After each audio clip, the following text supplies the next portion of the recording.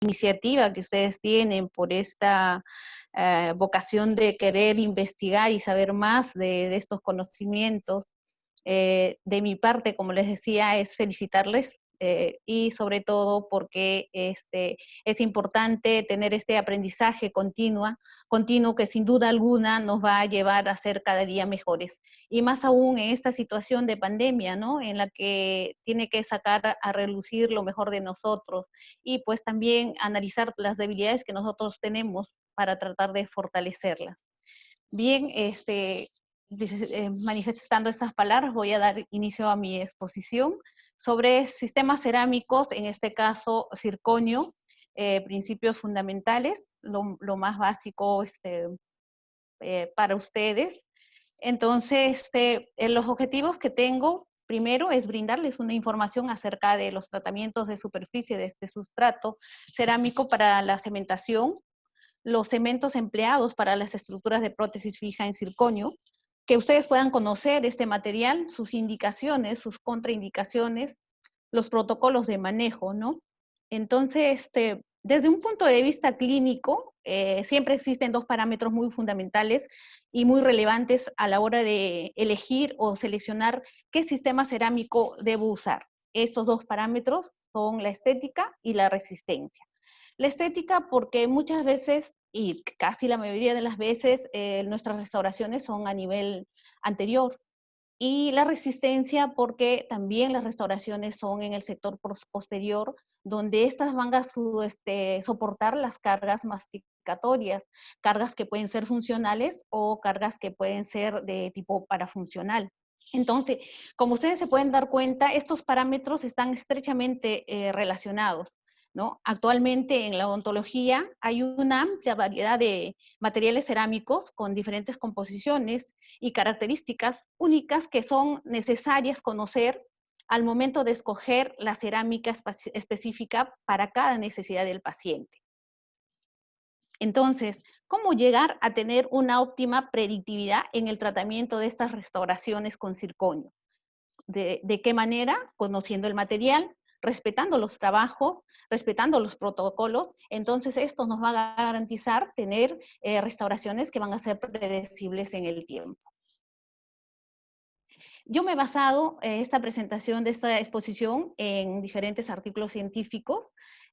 Ustedes saben que hoy día la odontología, la enseñanza y el aprendizaje está basado en la evidencia. Entonces yo tengo como base estos artículos. Si ustedes desean, en algún momento también yo puedo compartirlos con ustedes. Ustedes me hacen llegar su solicitud y yo se los voy a hacer llegar para que ustedes también puedan de alguna manera fundamentar un poco más sus conocimientos acerca de este tema. Hablando de sistemas cerámicos, existe una clasificación que se podría decir por su composición, por su resistencia. Yo he querido traerles a acotar en estos momentos dos clasificaciones. Primero, las cerámicas, esta clasificación, de acuerdo a su composición microestructural y a su capacidad de reaccionar frente al ataque ácido. En esta se han clasificado en cerámicas ácido sensibles y cerámicas ácido resistentes. Las cerámicas ácido sensibles están la porcelana feldespática, está la leucita, está el disilicato de litio, y en lo que es, permítame un momentito, y en lo que es el grupo de ácidos resistentes está la alúmina y el circonio.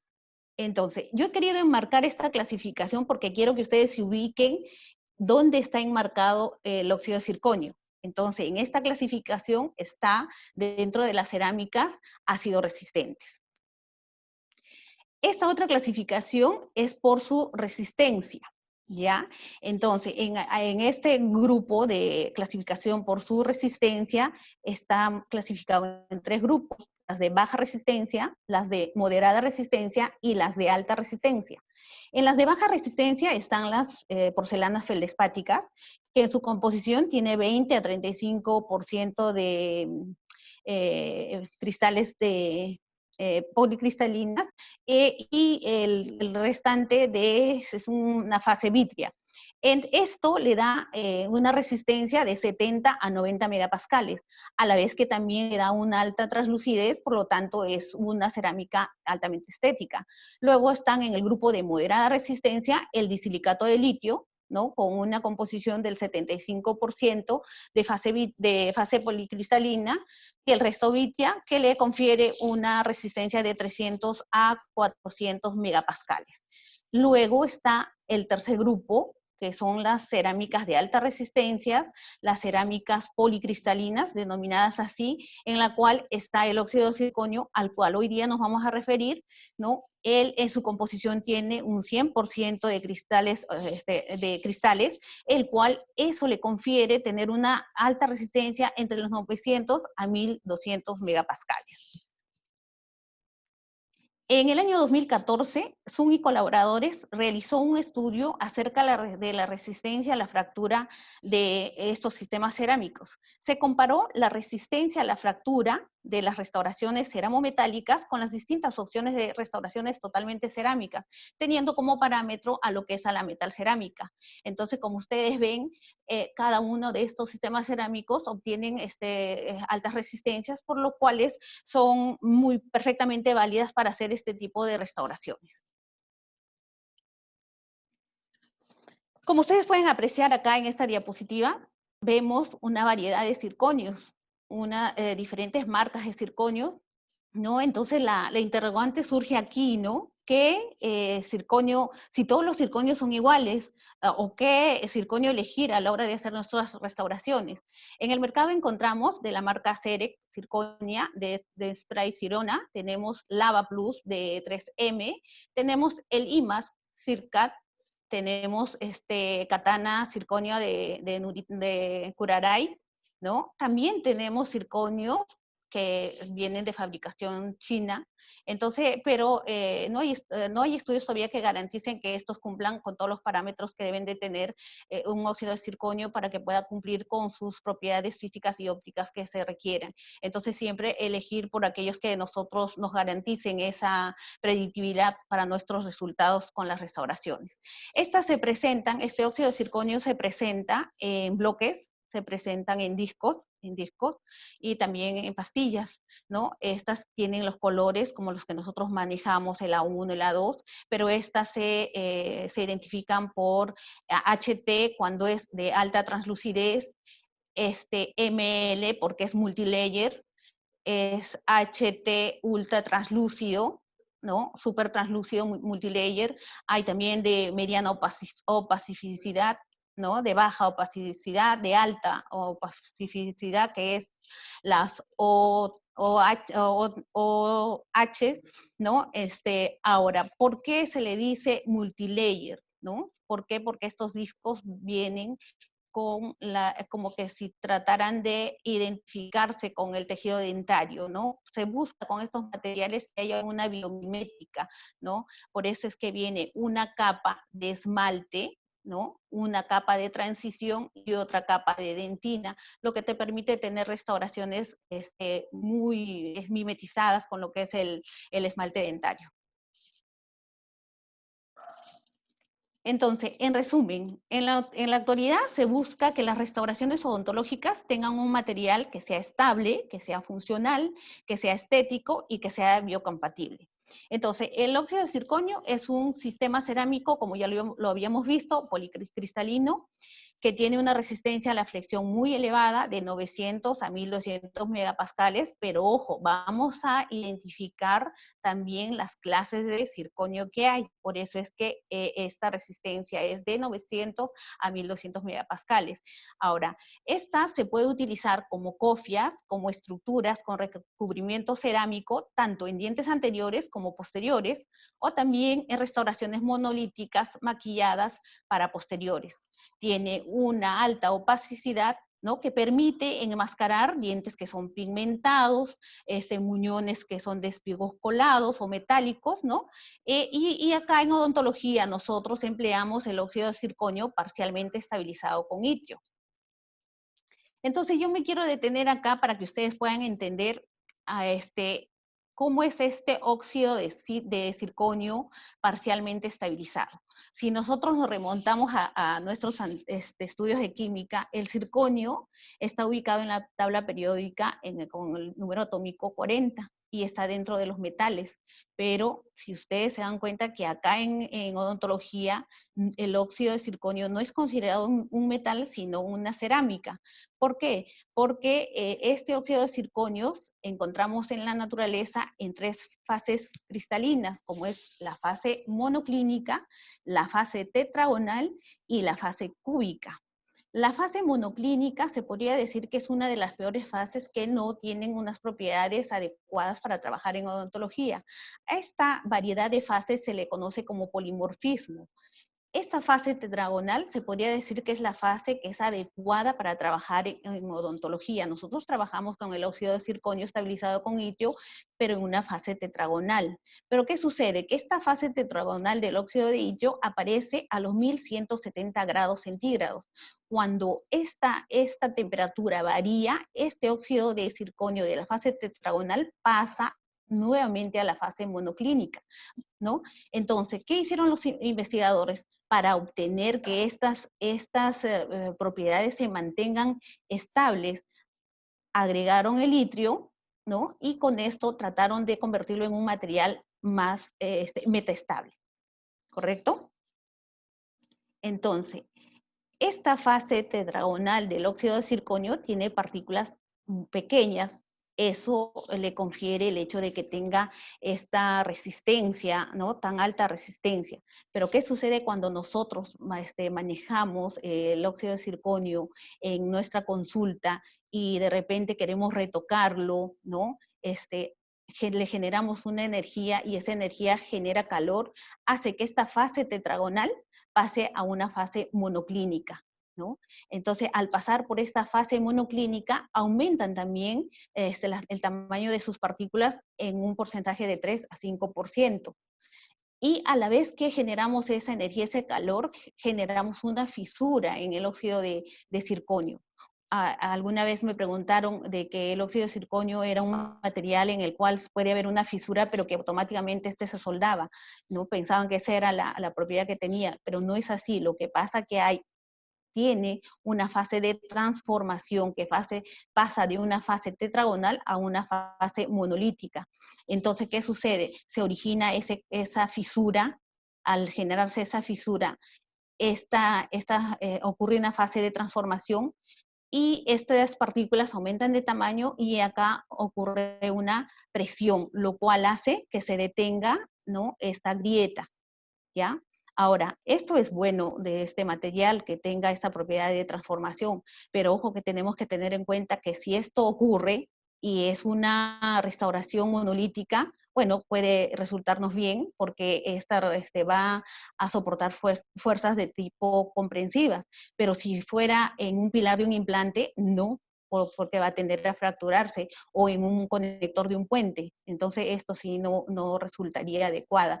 Cuando sucede esta fase de transformación por el hecho de haber manipulado de una manera inadecuada en la consulta al óxido de circonio, se reduce la resistencia flexural en un 40%.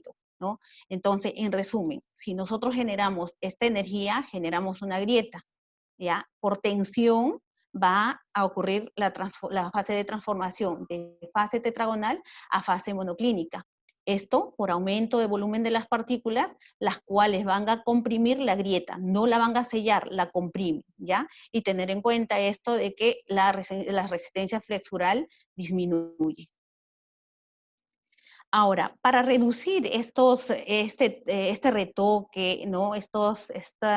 Tipo de tratamiento que se le puede dar en la consulta, lo que se sugiere es, y para minimizar estos, se sugiere que se trabaje con casquillos de resina o cofias de acrílico transparente o plástico transparente, en la cual se hacen los reajustes, ¿no? Se ven el sellado a nivel marginal, se hacen las pruebas de los contactos oclusales, y recién ahí, después de hacer todas las pruebas, se manda a hacer el escaneado, ¿no? Para hacer la restauración definitiva. Ahora, quiero que también me pongan atención en esta parte. Les había hablado acerca de la resistencia del óxido de circonio. Entonces, en el mercado encontramos 4 generaciones de óxido de circonio. Como ustedes pueden apreciar, primera, segunda, tercera y cuarta generación. Entonces, ¿en qué varía acá? Acá lo que quiero que entiendan es que varía en la composición. Si ustedes observan, el óxido de circonio en primera y segunda generación tienen la misma cantidad, el porcentaje de óxido de circonio. Esta le da la resistencia adecuada, ¿no? de 950 a 1000 megapascales. Ahora, el segundo componente vendría a ser el óxido de itrio, que está en 4.5 a 5.6, están también en la misma cantidad. Esto lo que le da es la translucidez, ¿ya? Por eso no son tan translúcidos los de primera y segunda generación, ¿ya? Luego, el óxido de aluminio, que le da la particularidad de ser opaco, ¿no? Tiene la cantidad de 0.25 a 1 y de 0.05 a 0.02 en la segunda generación. Esto es lo que le da la cualidad de ser opacos, ¿ya? Ahora, en la tercera y cuarta generación, si ustedes ven, disminuye la composición de óxido de circonio. Tanto en la tercera disminuye casi en un 10%, en la cuarta se mejora mínimamente, y la composición de óxido de itrio aumenta, ¿no? En la tercera generación, lo cual le da que sea más translúcido, que sea más estético, ¿ya? Pero igual en la cuarta generación. ¿Cuál es lo que cambia? Es que en la estructura cristalográfica ya no tenemos la fase tetragonal, la que le da esa resistencia, sino tenemos mayor cantidad de la fase cúbica. Por lo tanto, aquí no hay mucha fase de transformación. Entonces, uno tiene que tener en cuenta en ¿no? A la hora de elegir con qué generación vamos a trabajar. Y vemos que esta composición hace que tenga una resistencia flexural de 500 a 900 megapascales, ¿no? Entonces, en resumen, que veíamos que la primera y la segunda generación tiene la fase tetragonal y la que le permite tener la resistencia por su composición de 950 a 1000 megapascales, mientras que la tercera y la cuarta, ¿no? Tienen una resistencia flexural menor, ¿no? Pero lo que sí destaca acá es que si baja la resistencia, sí tiene un mayor estética.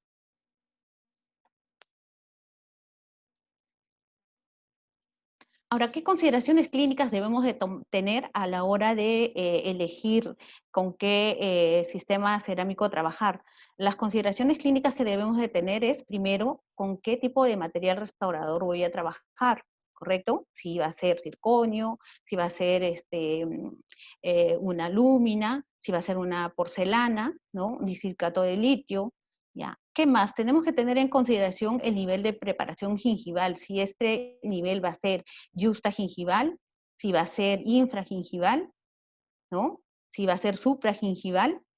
Siempre se recomienda en cerámicas trabajar a nivel yusta gingival, ¿no? Ahora tenemos que ver el material del muñón, ¿no? Si este es un pilar de diente pigmentado, si es un espigo colado, ¿no? Tenemos que ver eso para elegir también el color que vamos a colocar, si necesita ser opacarlo o no.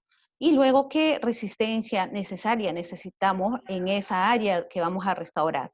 También ver el nivel estético, si es para anteriores, si es para posteriores, ¿no? Y el tipo de cementación que vamos a hacer, si va a ser una cementación de tipo convencional o va a ser una cementación con técnica de herida, ¿no? Se tiene que tener en consideración todas estas cosas.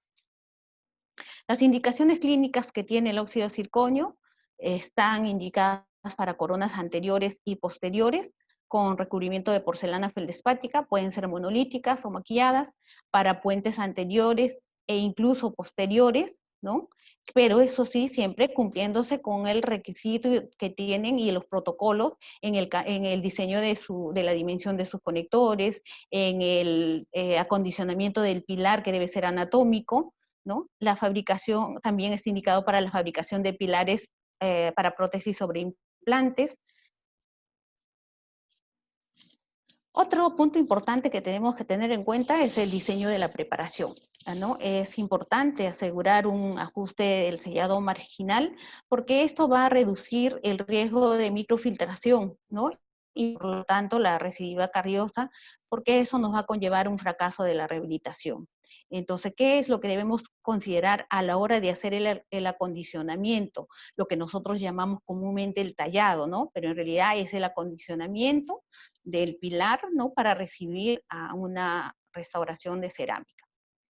Entonces, las consideraciones que se tienen que tener es que los ángulos deben ser redondeados, ¿no?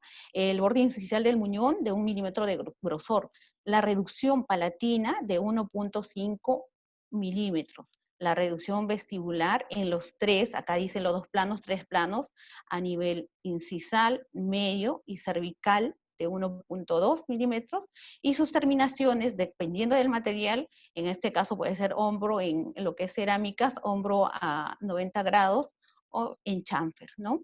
En lo que es posteriores, igual, siempre el acondicionamiento de estos dientes tienen que ser de forma anatómica, ¿no? Conservando la anatomía del diente.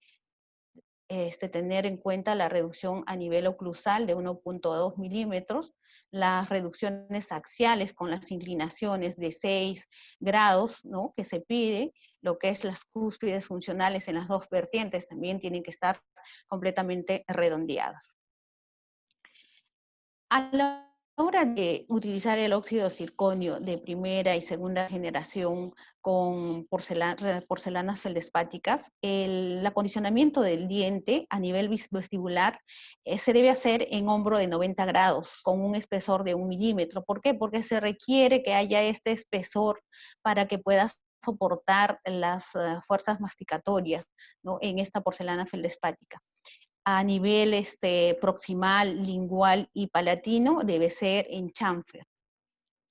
En el caso del óxido de circonio, para restauraciones monolíticas, la preparación también tiene que ser de chamfer en todos los casos, a todas las caras, pero ¿qué se tiene que tener en consideración? Es que si nosotros encontramos incisivos inferiores pequeños, triangulares, o incisivos laterales superiores también pequeños, entonces ahí se tendría que hacer una preparación en un chamfer ligero. En el caso de las coronas anteriores de óxido de circonio de tercera y cuarta generación, la preparación también no difiere de lo que es el primero y segunda generación. Igual es en chamfer en todos los casos, teniendo la misma consideración si es que se presentan incisivos inferiores o incisivos laterales superiores que sean pequeños o que sean triangulares, ¿no? Otra cosa que tenemos que tener en cuenta también es la preparación, ¿no? Cuando, dependiendo del tipo de cementación que vamos a hacer, como les dije, si es que se va a hacer una cementación de tipo convencional o si va a ser de técnica adherida. Si fuera o si podemos usar cementos convencionales como es el ionómero de vidrio o el ionómero de vidrio modificado con resina, entonces se requiere un mayor espacio para que pueda cementarse adecuadamente esta restauración. En este caso se hace un chamfer profundo. En las coronas posteriores de circonio monolítica de tercera y cuarta generación, cuando se utiliza técnica adherida, ahí la preparación se podría decir que es más conservadora, ¿no? Entonces ahí se hace una preparación tipo chamfer, porque vamos a usar cementos con técnica adherida, como es el Panavia B5, el Variolite Aesthetic, ¿no? Que son cementos adhesivos y que estos garantizan una mejor adhesión con las restauraciones. Otra técnica que se está manejando hoy en día, aunque ya está presente hace mucho tiempo, sino que las están manejando ahora, es la técnica BOP o técnica BioPT.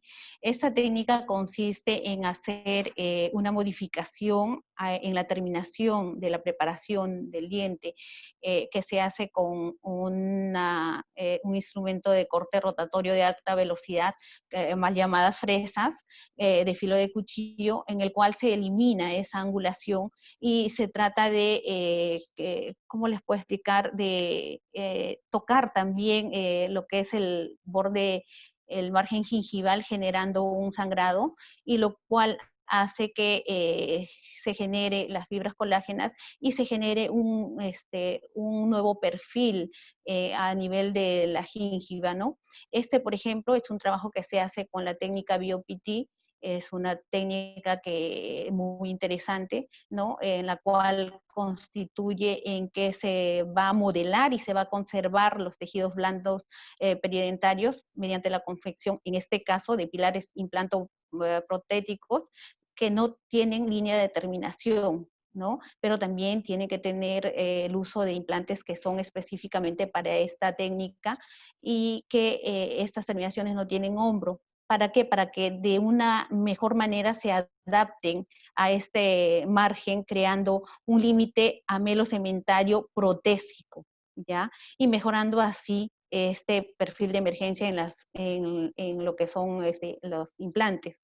Esta técnica BioPT lo que ayuda es a conseguir que estas fibras colágenas del ancho biológico perioimplantario se mantengan más estables y seguras. Existe lo que es sus instrumentos de corte rotatorio de alta velocidad para poder acondicionar este tipo de preparaciones, ¿no? Ahora, ¿qué más teníamos que tener en consideración a la hora de trabajar con lo que es el óxido de circonio? Es que se tiene que manejar el tamaño de los conectores, ¿no? Por ejemplo, si vamos a hacer puentes anteriores de óxido de circonio de 3 piezas, el área del conector debe de ser de 7 milímetros cuadrados, hasta de 4 piezas debe ser de 7 milímetros cuadrados. Si fueran de más piezas, por ejemplo, de 6 piezas con 4 pónticos, el área de su conector debe ser de 10 milímetros cuadrados. ¿Ya? Es importante, sobre todo, el ancho vertical, el que se podría decir el ocluso cervical, porque es el que va a soportar las fuerzas masticatorias. Entonces siempre se tiene que respetar estos principios. En puentes posteriores, el conector debe tener 9 milímetros cuadrados. Ahora, el área del conector póntico-póntico en los conectores posteriores debe ser de 12 milímetros cuadrados. El área de conector del pilar póntico para 3 piezas es de 9 milímetros cuadrados. Ahora, ¿cómo se mide? Como ustedes pueden apreciar, nosotros tenemos que tener siempre en consulta, y en nuestra formación también, ¿no? Lo que son los calibradores. Y se tiene que medir el ancho, que es vestibular palatino o vestibular lingual, y también lo que es el ancho vertical, como ustedes pueden apreciar acá, el ancho vertical. Un ejemplo acá, si ustedes están viendo, ¿no? Medimos y nos está dando 4.7, ¿correcto? Este ancho mesio o vestibular o mesio, vestíbulo palatino o vestíbulo lingual, disculpen, ¿no? 4.7, y acá nos está dando la altura, ¿no? La vertical, que es 4.6. Si multiplicamos 4.7 por 4.6 nos va a dar 21.62 metros cuadrados, que supera lo que nos está pidiendo el ancho del conector para este póntico. Entonces, también es importante la selección del instrumento de corte rotatorio de alta velocidad, lo que llamamos nosotros comúnmente las fresas. ¿Para qué? Para el acondicionamiento de estos pilares, ¿no? Tener en cuenta los principios biomecánicos y biológicos a la hora de hacer este acondicionamiento, ¿no? Hacerlos en los 3 planos, a nivel cervical, medio, incisal u oclusal, ¿no? Hay una infinidad de instrumentos de corte rotatorios en los cuales hay kit justamente para este acondicionamiento, no solo de sistemas cerámicos, sino también así como para las porcelanas, para cualquier tipo de preparación o acondicionamiento del pilar. Estas fresas se identifican por los colores, ¿no? Ustedes habrán observado en estos instrumentos de corte rotatorio que vienen de color amarillo, rojo, azul, ¿no? Entonces, este color lo que nos indica es el grosor, ¿no? Del grano, ¿no? Están desde el negro, el color negro, que es del grano extra grueso, hasta el blanco, que es de grano ultra fino. diferentes marcas que ofrecen sus kits para preparación y que nosotros debemos de seleccionarlos, ¿no? Ahora también la pregunta sería, y doctora, pero ¿cómo controlamos esta medida, ¿no? Esta medida se controla justamente calibrando estos instrumentos rotatorios, ¿no? Haciendo también las murallas de silicona o las guías de silicona, como se les denomina, ¿no? Para poder tener un mejor control del acondicionamiento del pilar. Justo lo que les hablaba, ¿no? Es tener la calibración del diámetro de los instrumentos de corte rotatorio de alta velocidad, ¿no? Que deben de ser adecuados para que hagamos un acondicionamiento, ¿no? Adecuado. Entonces, algo que también me faltaba de decirles viendo esta diapositiva es que cuando hacemos esas pruebas que les había mencionado, también se puede hacer pruebas en cofias de resina, ¿no? Para las coronas monolíticas de circonia. Entonces ahí en las pruebas se tiene que calibrar, ¿no? La parte más profunda de la fosa central, las cúspides, así como los rebordes de las crestas marginales, hacer también el ajuste de oclusión, ¿no? Para poder distribuir uniformemente estas cargas o estos contactos y así mandarlas a escanearlas y tener menos cosas que corregir, ¿no? Ahora, referente a la adhesión del circonio, ¿cómo cementamos el circonio, no? El óxido de circonio es una cerámica que debemos acondicionar el sustrato. ¿Por qué? Porque hoy día la cementación o la adhesión de estos sistemas cerámicos se hacen de tipo microquímico y micromecánico. Antes nosotros manejábamos los cementos convencionales y nuestras preparaciones eran más, se podría decir, geométricas, ¿no? Y la retención con estos cementos convencionales es una retención de tipo friccional y también por la preparación que se da a estos pilares. En este caso, con el óxido de circonio, la retención que vamos a tener es una retención de tipo micromecánica y de tipo química, microquímica, ¿no? Entonces, para obtener esta retención micromecánica, lo que se hace al óxido de circonio es que se le tiene que arenar, ¿no? Sería ideal que en el consultorio uno tenga un arenador, ¿no? Pero tenemos que manejarlo adecuadamente porque el hecho nada más de aspirar esto nos produce una enfermedad. Entonces, tener cuidado con el manejo de esto, pero siempre también es bueno tenerlo, ¿no?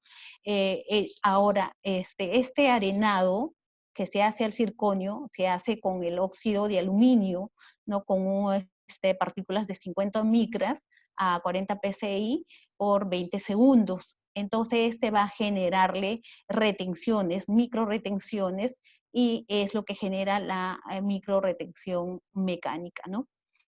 Ahora, a este arenado, después de este arenado, le tenemos que agregar lo que es su primer, ¿no? El primer es lo que va a generar la adhesión microquímica. ¿Por qué? Porque este primer contiene MDP, entonces va a generar la adhesión o la microretención de tipo química.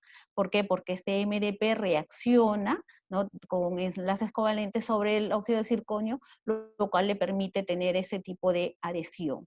Ahora, ¿cómo manejamos este óxido de circonio? Porque este óxido de circonio, cuando nosotros llevamos a boca, la saliva lo contamina y esa contaminación de la saliva hace que pierda esa adhesión.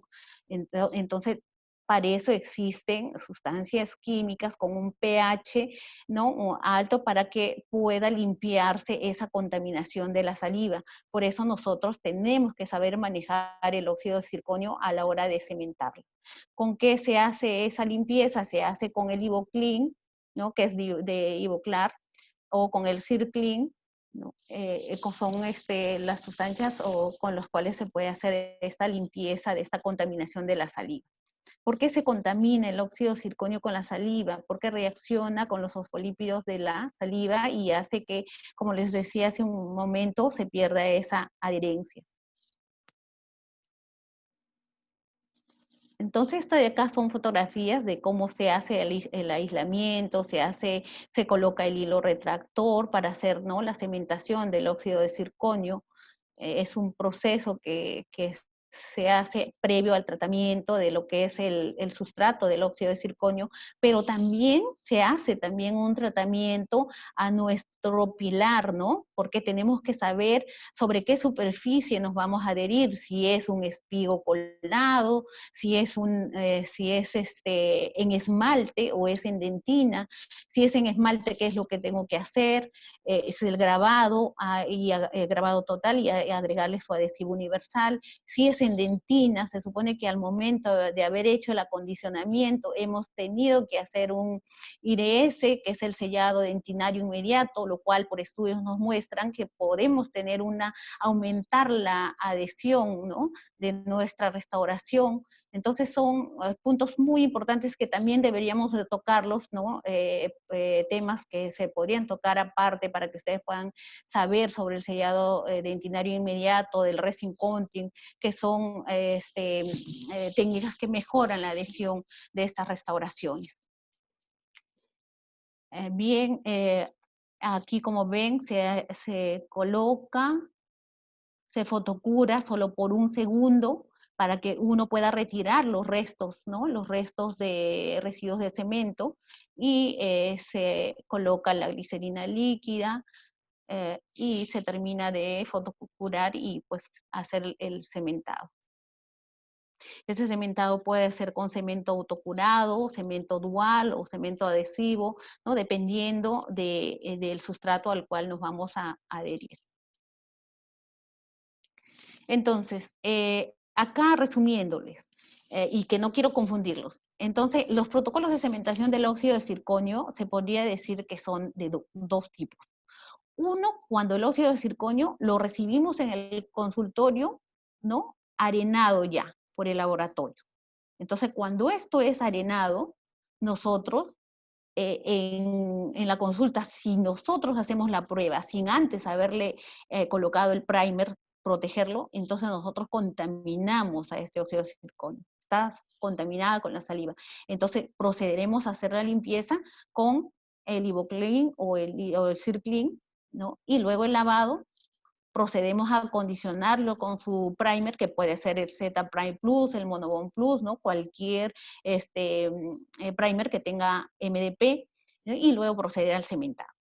Pero si nosotros tenemos el arenador en el consultorio, entonces recibimos nosotros nuestra restauración, hacemos la prueba, se supone que se contaminó porque hemos hecho la prueba sin colocarle el primer, entonces hacemos la limpieza con el Circlean.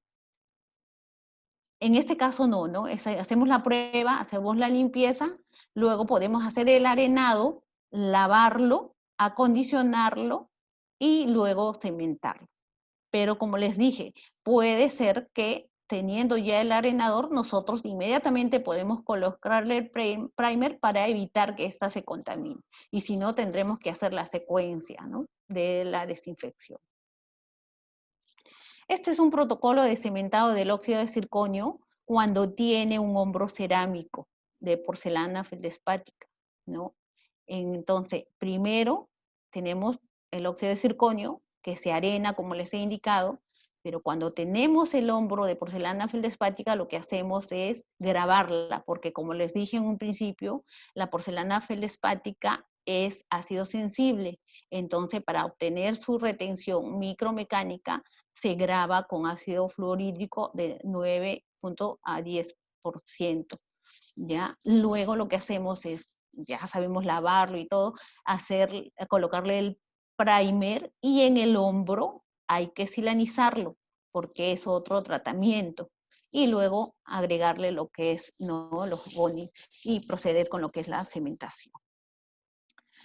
Y cuando usamos interfaces metálicas de óxido para los implantes con el óxido de circonio, esta camisa o interfase, lo que hacemos también es arenarlo, ¿no? Hay que arenarlo con óxido de aluminio. Igual la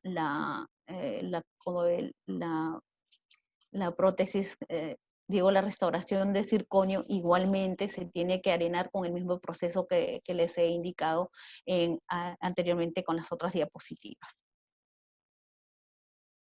Bien, yo quería mostrarles acá un video. Permítame un momentito. Activarlo, de cómo cementamos.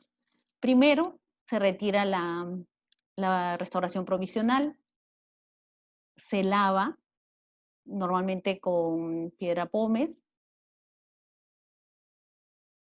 secamos, lavamos,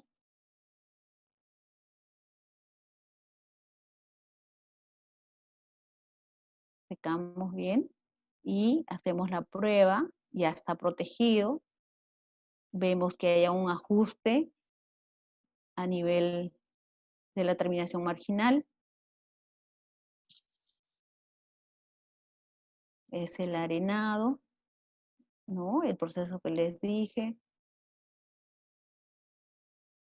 lavamos, su primer, el cemento,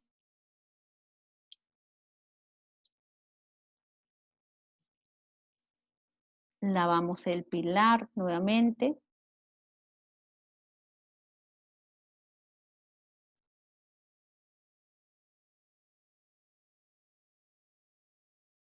secamos completamente,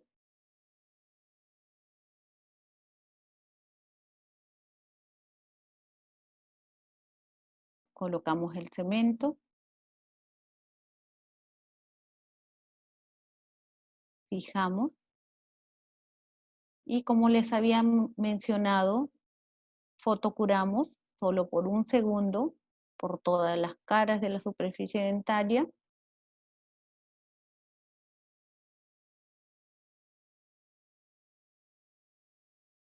Eliminamos los excesos.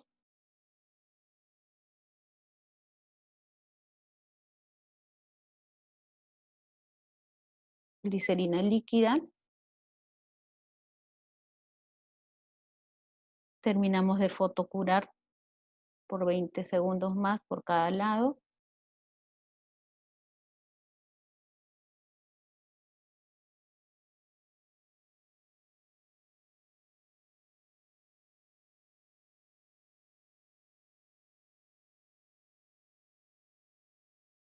Lavamos y retiramos los excesos. Hacemos las pruebas de los puntos de contacto.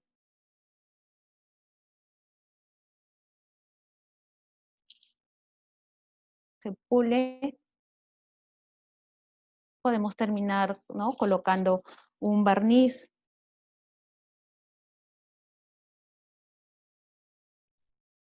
Bien, esto se podría decir que es una forma general de cementación, pero como yo les había manifestado, hay, dependiendo del sustrato al cual nos vamos a adherir, hay que hacer el tratamiento a ese sustrato, ¿no? Entonces,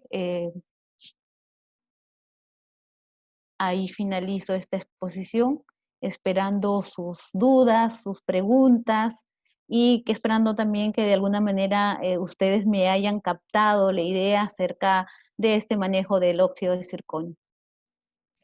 Sí, doctora, muchas gracias. La verdad ha estado demasiado entretenido, demasiado dinámico. A mí personalmente me ha encantado. Eh, Me ha resuelto demasiadas dudas. Y doctora, acá tenemos una pregunta de mi compañera Stephanie, que nos pregunta, ¿qué pasaría si el técnico dental o nosotros no hacemos el arenado en el proceso? A ver, mira, el hecho de no hacer el arenado, como les decía, lo que se está buscando hoy en día es que no generemos pues fracasos en las restauraciones. Entonces, al hacer el arenado lo que se busca es una mejor adhesión, se podría decir, ¿no? Entonces, el hecho de no hacerlo, entonces no cumpliría con los requisitos que tiene de la resistencia flexural que cumpla, ¿no? De los 1000 o no, de 900 a 1200 megapascales. Entonces, influiría mucho en la adhesión, porque yo les dije que al hacer el arenado lo que nos da es que se haga una retención micromecánica. Y estas preparaciones son conservadoras, entonces no hay un desgaste tanto en la preparación del pilar, lo que hace que de repente sea una preparación retentiva, ¿no? Esta es más, se podría decir, más adhesiva. Entiendo, doctora. A ver, compañeros, en el chat están pasando el link del feedback en el cual pueden calificar la ponencia, la conferencia, y así, mientras vamos solucionando algunas dudas. Un compañero, Christopher, me pregunta, doctora, ¿hay algún cemento especial que usted recomiende? ¿Alguno que... Miren, como les digo, la idea es de que ustedes, sería magnífico hacer una ponencia acerca de todo lo que es cementación, adhesión, porque lo importante acá es que ustedes conozcan más las propiedades y los beneficios que puedan tener estos materiales de cementación para que ustedes puedan elegir con qué marca quedarse. Estoy muy poco de estar recomendando una marca que otra, ¿no? Para mí lo fundamental es que ustedes tengan, conozcan el porqué de cada este material, ¿no? ¿Por qué tipo de cementación, si puede ser adhesiva, si puede ser un cemento autocurado, fotocurado, inclusive ve los cementos de fotocurados que son exclusivos para carillas, entonces es fundamental saber eso antes que marcas. Doctora, yo tengo una duda que me quedó acerca del sistema BOPT. Ah, ¿Cu- cu- cuál- BOPT. ajá, ¿en qué momento se recomienda utilizar ese sistema? O, Mire, digamos que no hay reportes de que ya se esté manejando casi en todas las restauraciones, pero en los casos que he visto es para implantes porque quieren que haya una, como te digo, una terminación del cemento, cemento amelo cementaria, pero de tipo protésico, es decir, que se forme un margen gingival, ¿no? Nuevo, porque lo que hacemos, lo que se hace con esa técnica es un poco generar sangrado, eliminando ese hombro y generándolo un hombro en filo de cuchillo, y que ahí se genere fibras colágenas y que ahí en la cicatrización se dé una forma al margen gingival, una nueva forma. perfecto, doctora. ¿Algún compañero más tiene alguna duda? ¿Alguien en la conferencia tiene alguna duda? Siéntase libre de prender su micrófono. Jessica pregunta, mm, en el protocolo aplicaron glicerina. ¿Cuál es el objetivo o la función? Más que todo es eliminar lo que son, hay cementos que tienen peróxido, y entonces eliminar el oxígeno que pueda quedar, ¿no? Al margen y que pueda impedir el sellado. Mm, perfecto.